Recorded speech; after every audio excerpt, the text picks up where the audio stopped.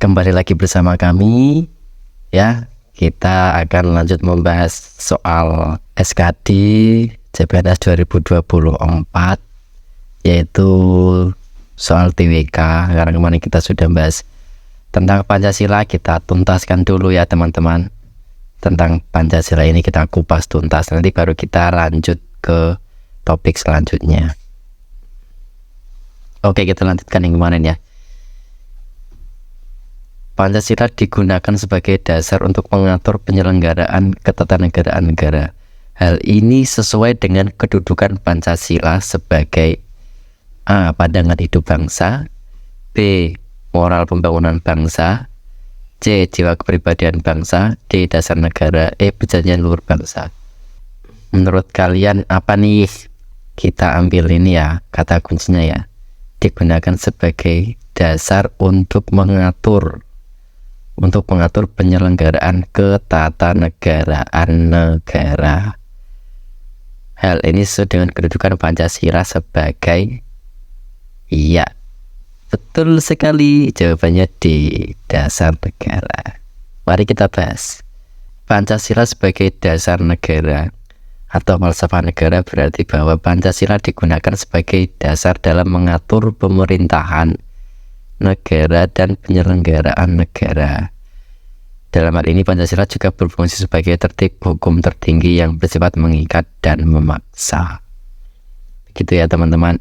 Kata kuncinya kita dulu, sebagai dasar negara untuk mengatur penyelenggaraan ketatanegaraan, ya sudah pasti kedudukannya ya sebagai dasar negara.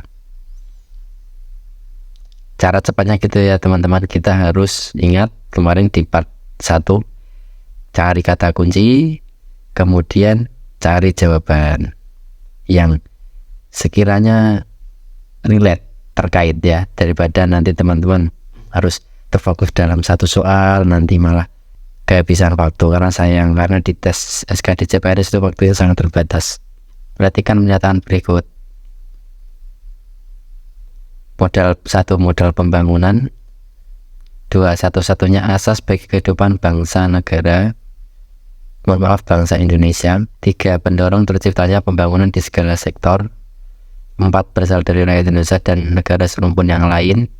5, cara hidup bangsa sebelum bangsa Indonesia. 6, cita-cita dan tujuan bangsa Indonesia.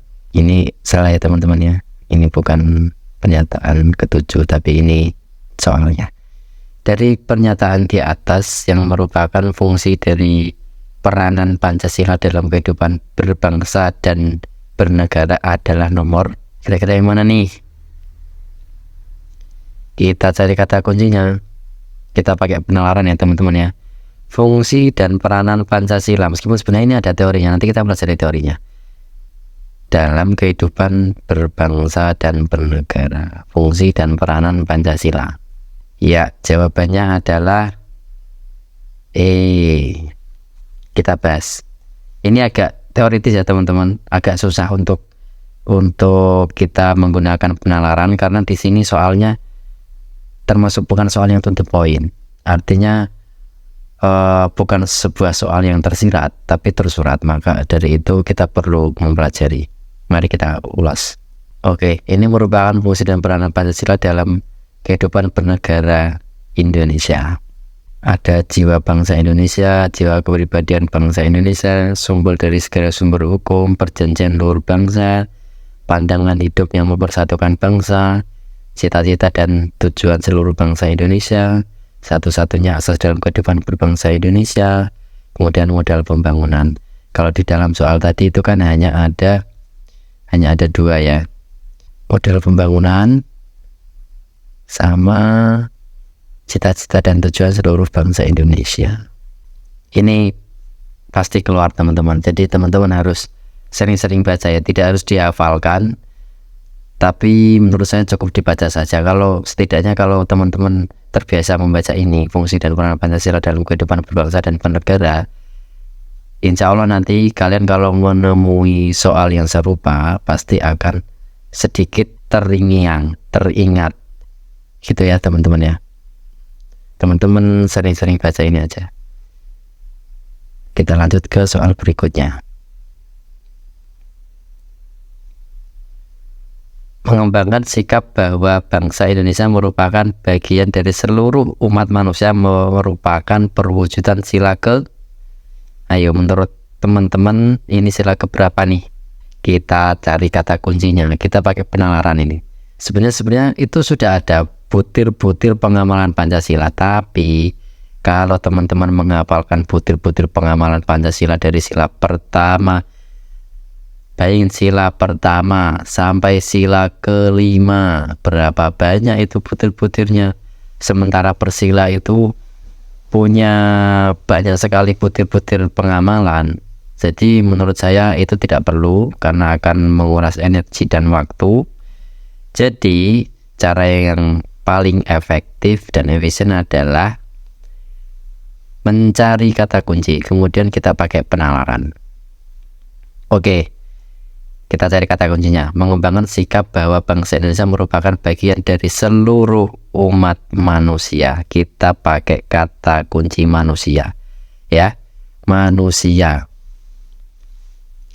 Oke, jadi menurut kalian dari sila pertama sampai sila kelima itu yang terdiri dari kata manusia atau menyinggung masalah manusia itu kira-kira sila keberapa? Sila 1 jelas ketuhanan. Sila kedua oke ya, manusia ya, kemanusiaan yang adil dan beradab. Kemudian sila 3 tentang persatuan.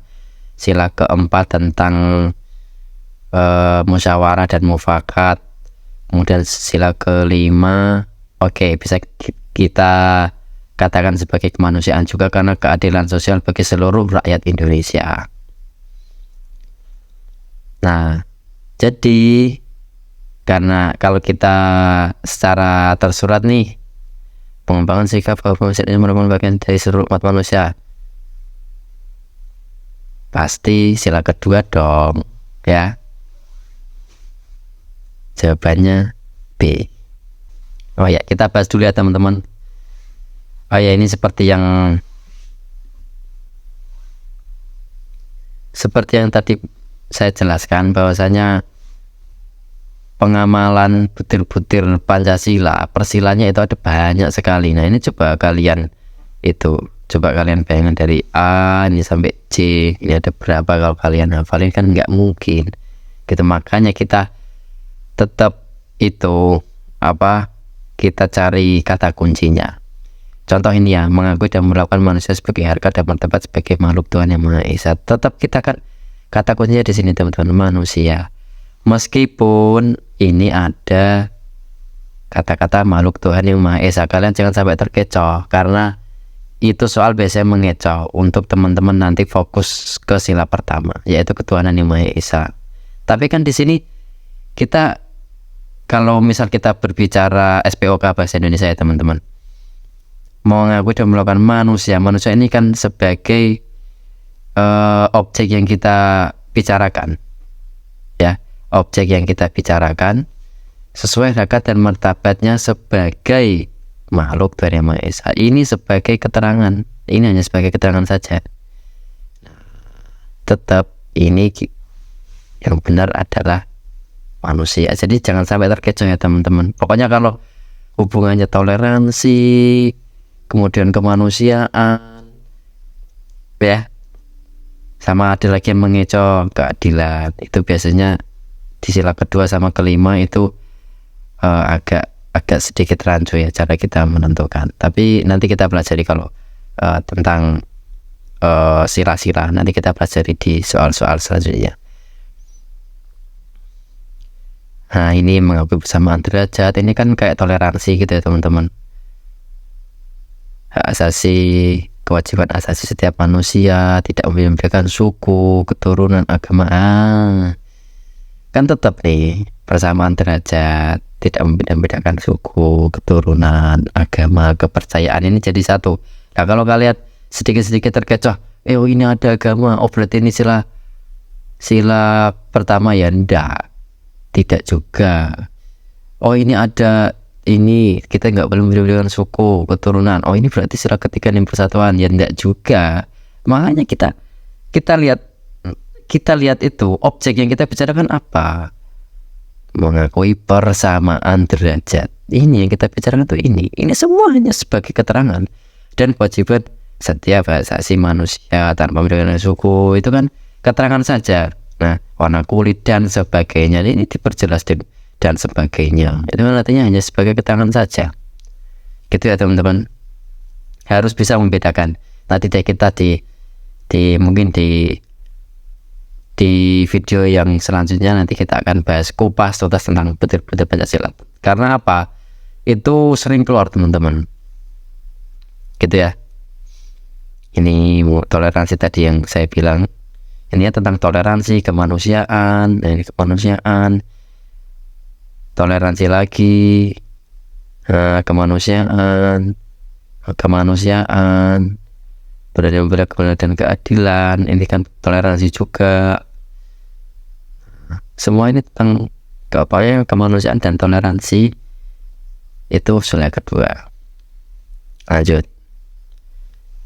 Pancasila sebagai ideologi terbuka memiliki batas-batas sebagai berikut, kecuali mencegah berkembangnya paham dan ideologi liberal.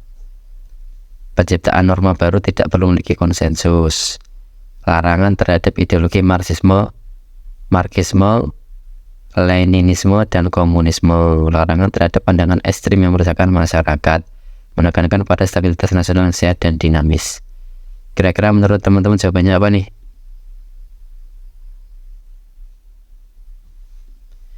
Kita cari kata kuncinya. Pancasila sebagai ideologi terbuka memiliki batas-batas sebagai berikut, kecuali, kita jangan sampai lengah teman-teman, kecuali kita berbicara yang rumus kita sebelumnya, di video sebelumnya itu kita harus bisa membedakan dari multiple choice ini kira-kira mana sih yang kira-kira bernada negatif atau positif. Nah, ini kita harus lihat ya, mencegah berkembangnya paham dan ideologi liberal. Bagus dong. Kita kan ideologi kita Pancasila, positif. Jangan sampai itu ya, teman-teman harus lihat ini ya, kecuali ya. Penciptaan norma baru tidak perlu memiliki konsensus. Ya kali masa mau nyiptain norma langsung diciptakan begitu saja kan enggak. Norma di negara kita ada apa aja teman-teman? Ada norma hukum, ada norma agama, norma kesopanan, norma kesusilaan. Masa itu yang kita pegang teguh tiba-tiba oh ini kita harus punya norma baru kemudian langsung diciptakan, kan enggak juga. Harus melalui konsensus, harus melalui musyawarah mufakat. Ini enggak benar ya, negatif ya. Larangan terhadap ideologi Marxisme, Leninisme, dan komunisme. Nah ini teman-teman, kalau kalian nggak tahu tentang Marxisme, tentang Leninisme, setidaknya kalian pasti tahu tentang komunisme kan. Sudah pasti kan kalau komunisme itu sesuatu hal yang negatif di negara kita, dengan segala sejarahnya dari zaman Orla sampai Orba, reformasi itu selalu menjadi perbincangan di negara kita. Jadi jelas ya, ini dilarang, berarti positif. Larangan terhadap pandangan ekstrim yang meresahkan masyarakat, ya bagus. Menekankan pada stabilitas nasional sehat dan dinamis, bagus. Berarti ini ya, jelas ya teman-teman ya, yang negatif. Mari kita cek jawabannya. Ini jawabannya, batas-batas keterbukaan ideologi Pancasila adalah sebagai berikut. Nah kalau kalian baca ini, kebalikannya dari pilihan dari soal ini ya, di atas ini. Stabilitas sehat dan dinamis, ya betul. Kadang-kadang tidak boleh ideologi, ya ini betul. Komunisme, dan jika perumahannya paham liberal, betul. Terhadap yang ekstrim merasakan masyarakat, ya betul.